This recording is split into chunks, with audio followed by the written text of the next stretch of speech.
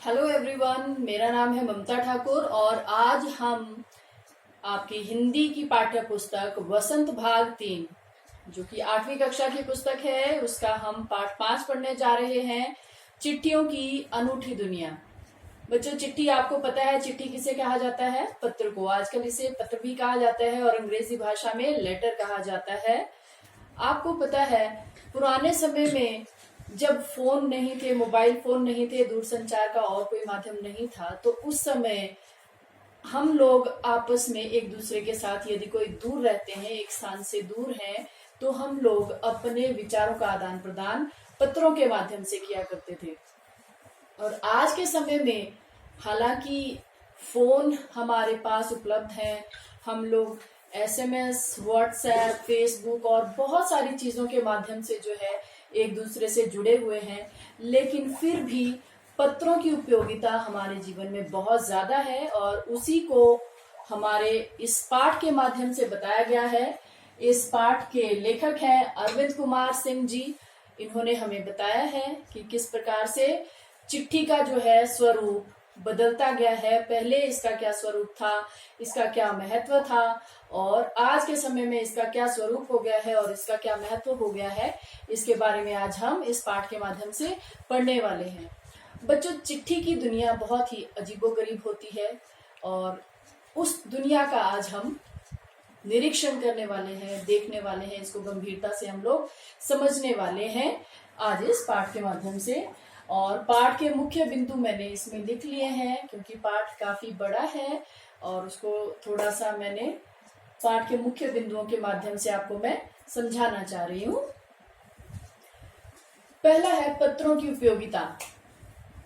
लेखक श्री अरविंद कुमार सिंह जी ने पत्रों की उपयोगिता के बारे में सबसे प्रथम कहा है कि आज के समय में भले ही हमारे पास मोबाइल है और है, बहुत सारे साधन हैं जिनसे हम लोग बाहरी दुनिया से जुड़े हुए हैं, लेकिन फिर भी आज के समय में भी बहुत सारे ऐसे काम हैं जो कि पत्रों के माध्यम से ही किए जाते हैं।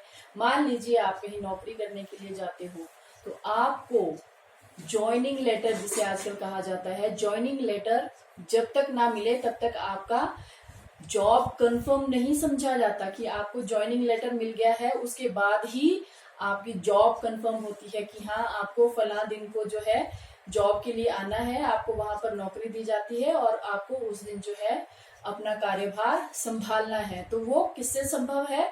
पत्र के द्वारा। कोई फोन के द्वारा आपको सूचित नहीं करता है। कोई भी चीजें दो तरह से चलती हैं कि या तो हम उसको औपचारिक रूप से करें या अनौपचारिक रूप से करें, लेकिन जो भी कार्यालयी काम है, दफ्तर से रिलेटेड काम है, उनको करने के लिए बहुत ज्यादा अच्छा तरीका या एक तरह से कह सकते हैं लिखित रूप दिया जाना बहुत जरूरी होता है। इसलिए लिखित रूप में हम पत्रों का इस्तेमाल करते हैं।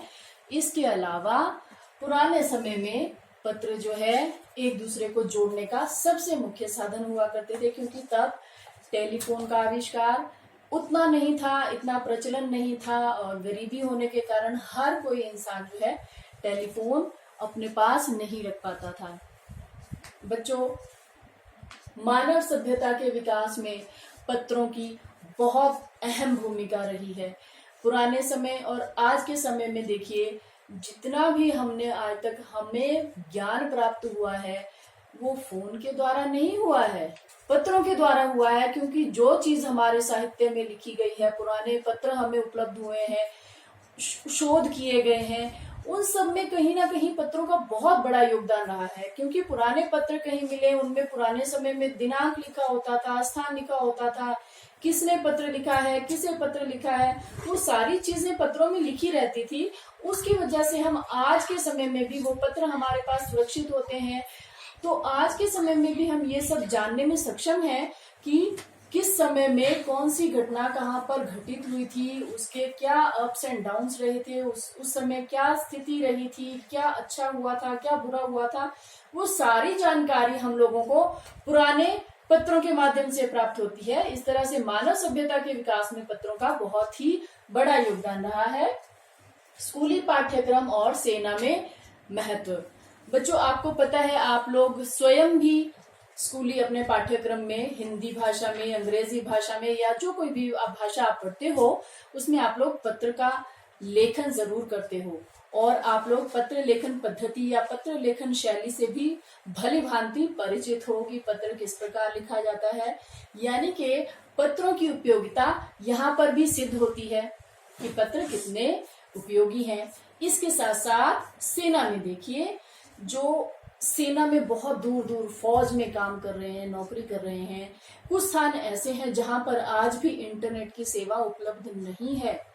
वहां पर बच्चों क्या होता है, केवल पत्र ही ऐसी चीज है जिनके माध्यम से हम लोग अपने भाई बंधुओं से जो सेना पर हमारे देश की रक्षा करने के लिए बॉर्डर पर तैनात हैं, उनसे हम लोग बातचीत कर पाते हैं। आप लोगों ने सियाचिन ग्लेशियर का नाम सुना है? आपको पता है हमारे बहुत से भारतीय हिंदू भाई, भारतीय भाई वहां पर कार्य में लगे हुए हैं, फौजी हैं, वहां पर नौकरी कर रहे हैं, लेकिन वहां पर रहना बहुत ही जटिल है, बहुत ही कठिन है। उसके बावजूद वहां पर वो लोग रह रहे हैं। उनके पास भी हम लोगों से या अपने रिश्तेदारों से, भाई बंधुओं से संपर्क करने का एकमात्र जरिया है पत्र। वो लोग जहां कहीं भी दूर दराज के क्षेत्रों में हो, यदि उनके पास फोन की फैसिलिटी ना हो, फोन उपलब्ध ना हो, इंटरनेट सेवा ना हो, फिर भी पत्र उनके पास उपलब्ध रहते हैं। वो आसानी से पत्र लिख सकते हैं, एक दूसरे के पत्र को प्राप्त कर सकते हैं। उसके बाद आजादी से पूर्व की घटनाओं का ज्ञान स्रोत। बच्चों आपको पता है 15 अगस्त 1947 को हमारा देश आजाद हुआ है, लेकिन उससे पूर्व हमारे देश में क्या हुआ, उसके पश्चात हमारे देश में क्या हुआ, ये सब का ज्ञान भी हमें पत्रों के द्वारा ही हो रहा है। कैसे? जैसे आपकी पाठ्य पुस्तक में इसी अध्याय में एक उदाहरण दिया गया है कि पंडित जवाहरलाल नेहरू जी ने अपनी पुत्री को पत्र लिखा, महात्मा गांधी जी ने जवाहरलाल नेहरू जी को पत्र लिखा। बच्चों अगर वो पत्र उस समय नहीं लिखे जाते, वो लोग आपस में फोन पर बात कर लेते, तो क्या आज के समय में हम लोगों को वो ज्ञान हो पाना संभव था जो कि हमें पत्रों के माध्यम से हुआ है? नहीं, बिल्कुल नहीं। यदि उस समय फोन पर ये सब वार्तालाप किया जाता तो आज हम लोग उन लोगों की महत्ता को नहीं जान पाते कि उन लोगों ने कितना बलिदान और कितना संघर्ष किया। ये पत्रों के माध्यम से ही हमें पता चलता है। एक पिता अपनी पुत्री से क्या कह रहा है, कैसी स्थिति है, कैसा अच्छा घटित हो रहा है, कैसा बुरा घटित हो रहा है, कुछ भी है, जिस तरह की भी जानकारी है वो पत्रों के द्वारा हमें मिल रही है। हालांकि आजकल के समय में एसएमएस भी ये कार्य कर रहा है, लेकिन आपको पता है एसएमएस हम थोड़ी देर के लिए पढ़ते हैं और थोड़ी देर में भूल जाते हैं। लेकिन क्या होता है कि हम जब पत्रों को लिखते हैं, पढ़ते हैं, उनको सहेज कर रखते हैं, तो हम लोग उन चीजों को भूलते नहीं है। पत्रों को सहेज कर रखना हमारी आदत है। और आप लोगों ने भी बचपन में बहुत सारे पत्र देखे होंगे, पढ़े होंगे। अपने बुजुर्ग दादा दादी से अवश्य पूछिएगा कि उन्होंने पत्र लिखे हैं या पढ़े हैं, या पहले पुराने कोई उनके पास पत्र पढ़े हैं। बहुत ही रोचक अनुभव होगा आपका यदि आप वो पत्रों को देखो और पढ़ो।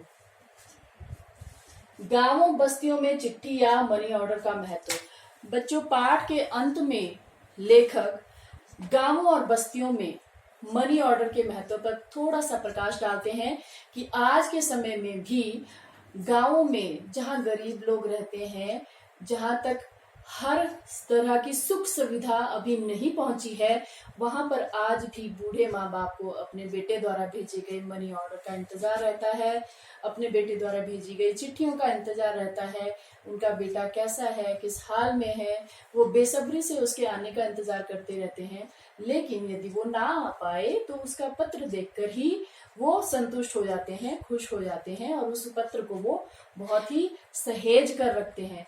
तो बच्चों इस तरह से हमें पता चला कि पत्रों की दुनिया कितनी अजीबोगरीब है और कितनी रोचक है। इसके द्वारा हम लोग न केवल प्राचीन सभ्यता अपितु आज तक अपना ज्ञानवर्धन कर पा रहे हैं, बहुत सारी नई नई रोचक जानकारियां एक दूसरे से साझा कर पा रहे हैं, क्योंकि पत्रों की दुनिया देश विदेश हर जगह पत्रों की दुनिया एक तरह से समरूप में फैली हुई है। इसी के साथ हमारा ये आज का पाठ समाप्त होता है। धन्यवाद।